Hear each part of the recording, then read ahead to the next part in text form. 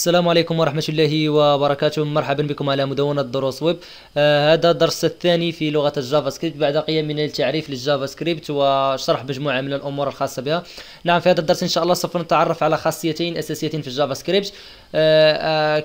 كيف نبدأ بالجافا، ماذا نفعل، أو ما هي الأمور التي يجب علينا القيام بها للبدء في الجافا سكريبت. نعم، دوما لتنظيم العمل يجب علينا إنشاء مجلد، نعطيه اسما ما، نضع بداخله ملف تحت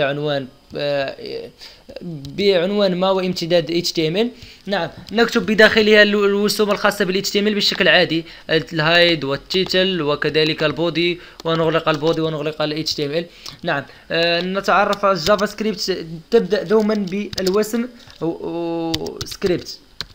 هذا الوسم سكريبت يتم فتحه وإغلاقه كذلك كباقي الوسوم في لغة ال HTML. نعم، هنا نقوم بكتابة تايب ونكتب هنا تكست للتعريف ونكتب جافا سكريبت.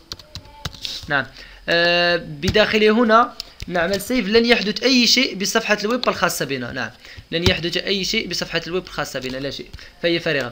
نعم، بعد هذا سوف نقوم الآن بكتابة أول رسالة لنتأكد هل الأمور على ما يرام. نعم، نكتب هنا، نقوم بتغيير التكويد.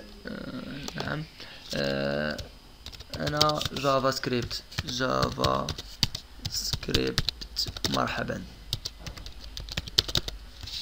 نعم، نعمل سيف. بعد ذلك نعمل ريفرش.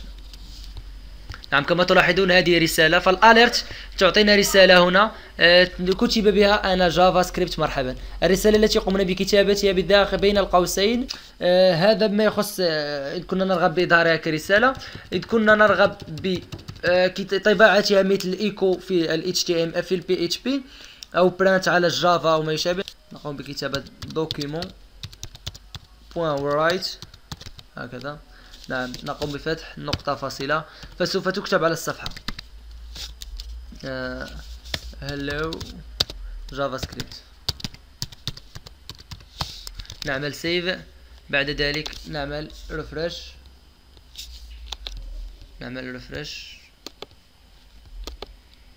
نعم، hello JavaScript. إلى هنا نشكركم على حسن استماعكم. في أمل نلقاكم في درس مقبل إن شاء الله.